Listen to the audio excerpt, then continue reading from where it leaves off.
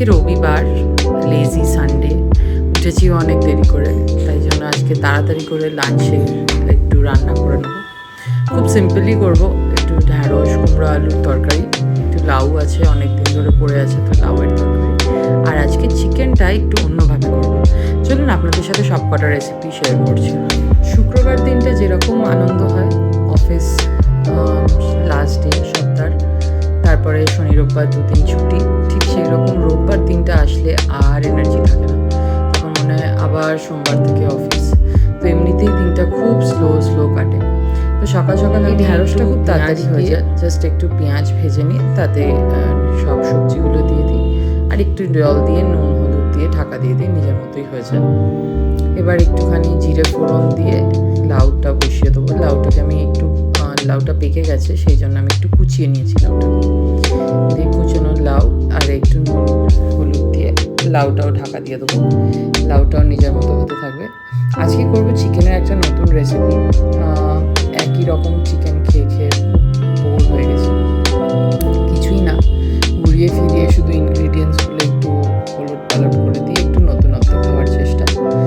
প্রথমত চিকেনটা ভেবেছি আমি একটু কাজু বাটা দিয়ে করবো, দেখা যাক কতটা কী হয়।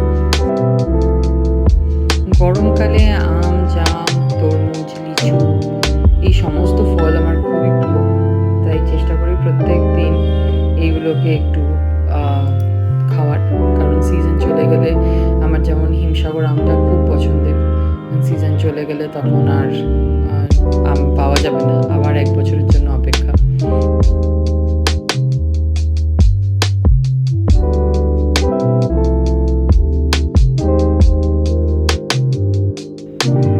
চিকেনের জন্য আজকে অল্প করে তেল দিয়ে আমি এটাতে গরম মশলা দিয়ে দিলাম, তেজপাতা আর একটু গরম মশলা, গোটা গরম মশলাই দিয়েছি, এটাতে আমি গুঁড়ো গরম মশলা ইউজ করবো না।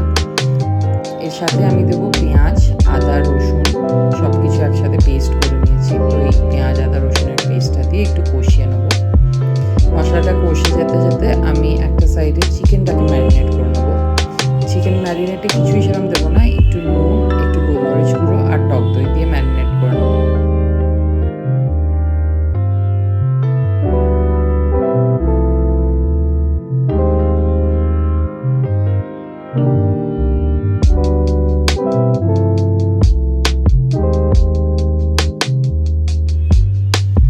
চিকেনটা ম্যারিনেট করে আমি বেশিক্ষণ রাখবো না, রাখার দরকারও নেই, জাস্ট মশলাটা একটু মাখিয়ে দিই।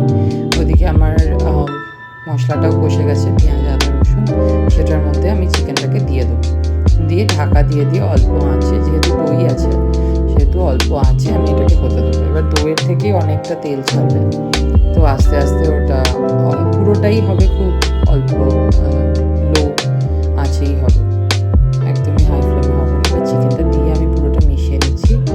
এটা যখন একদম মিশে যাবে তখন লাস্টে গিয়ে আমি একটু কাজু বাটাটা দিয়ে দেবো, দিয়ে ঢাকা দিয়ে দেবো, আবার ওটা ধিমি আঁচে হতে থাকবে।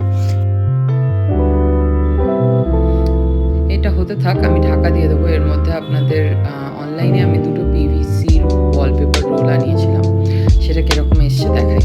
ওটা কিসের কাজে লাগবে সেটা আমার ব্লগ দেখতে থাকুন, আগামী ব্লগে আমি দেখাবো ওটাকে আমি কী কাজে লাগবে।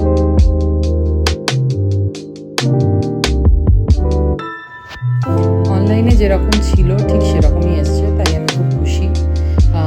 আগামী ব্লগে আমি এটা দেখাবো কি এইভাবে এটাকে আমি ইউজ করবো।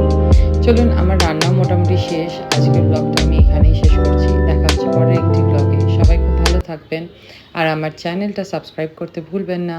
টাটা।